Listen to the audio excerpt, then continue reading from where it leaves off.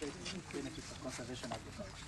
Here we're demonstrating it in real life, in the field, and this one is a mobile demonstration, really kind of a classroom setting. What you're demonstrating with that machine is a rainfall simulator. When you turn it on, it starts to run out. That one stops a little bit of it, so it helps. So this one is the same. Same as this. Yes. Then you are retaining your soil, your nutrients, capacity to keep water, and you can see how productivity. We have the data also that shows you that. According to our you have it.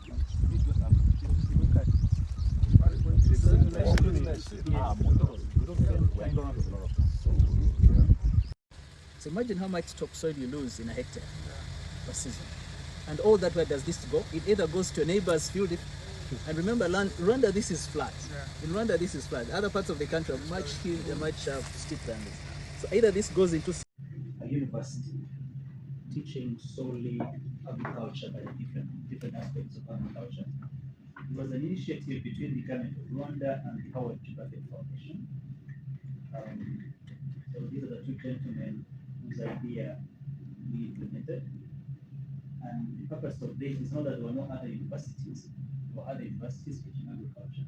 But the emphasis here was experiential learning, having recognized that over time, graduates out of classical universities are good theoretically, but there has been reduction in experiential learning and practical experience. And due to that, I thought there needs to be a university that will put emphasis on experiential learning, whereby graduates graduate with sufficient scientific knowledge, equally sufficient practical experience, so that they can be able to start doing, instead of going through a lengthy period of retooling and practice, where they can be able to support the agriculture sector. Why was RICA established? These are some of the classical challenges that we've been seeing in the agriculture sector. They're not unique to Rwanda, really, they're unique to all areas where agriculture is key. Soil is being degraded or lost. There is lack of technical knowledge and expertise, especially hands-on practical experience. Somebody who can come out of college and can drive a truck, can fix a truck, can build a chicken coop. We've seen, lots of theory, but when you try to engage them, you realize that there's been lack. I appreciate that you choose to come to visit RICA, and it's our pleasure to have you and the whole team. I know Segun today is becoming a visitor, and we tried. First of all, you're most welcome to RICA, and we start another introduction because we have one of our colleagues who may know or want to know you. I'll start by myself. I'm Kaisinga Jean-Claude. I'm the Deputy Vice Chancellor of Institutional Development here at RICA. I joined RICA from the beginning. I used to work from the Ministry of Agriculture before I joined RICA as a permanent secretary of the ministry.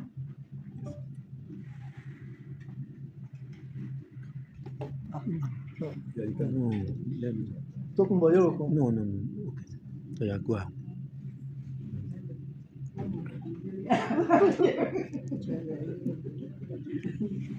I'm a Presiga, work as the senior executive coordinator in the Rwanda Institute.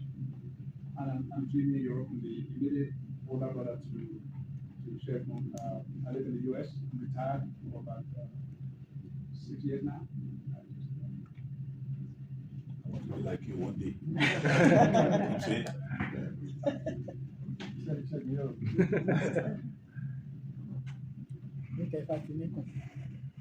Yes.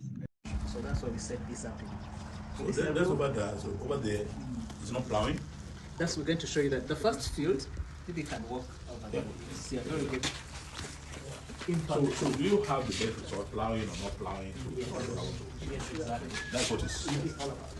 Here we did not set it right, but what we do, we get a block from there, we put it in here, we spray it, and then they can, as they stand here, they can literally start seeing the soil running out and water running out. It's really tough. But here, it gives them now an idea of the plant structure, the river, the yield. This one is the most important. We measure the rain with the rate. So this is a rain gauge. So when it sprays, actually, this is all not the right setting. But what it does, in one plot, we put there soil that has never been disturbed. So you go out there and you cut a block of soil, pristine as is, come and put it there. In another plot, you go and get a field where you do agriculture with conservation, you put it there. in another you put a plowed field, and then you're going to start seeing how much soil, the runoff, erosion, that runs off in a plowed field and a non-plowed field. You're also going to see the volume of water that goes through. So for the non-plowed, you're going to see most of the water is going to come through at the bottom, it's not going to come through at the top. For the plowed one, you see the rain, most of the water coming off of the top and not the bottom. But that means every time you plow the soil, you actually reduce filtration, water filtration. So infiltration in the soil is reduced. Because in the natural soil, where there are roots and all those things drying in there, it creates pores. So there's space where water runs through. In a plowed field, it actually becomes compacted. And so rain runs, the water runs off, and you also see that the water here is more colored with the soil running off. Here we've not turned it off. So this is a way we demonstrate, because when you ask farmers, why do you plow the field? They always tell you that you want to make sure that rain can go through easily.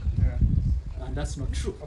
It's actually not true. So this one is there to demonstrate. So you ask farmers, after they've told you the reasons, you start showing them that what they're thinking is not right. And that's when they start believing that, all along I thought plowing does that, that's not right. Then they also tell you it makes the soil cooler and you can plant easily. Actually, it shows you that it doesn't. But such demonstrations of soil loss, moisture, and all that is what we're going to show you. Germany, as well as the They're interested in developing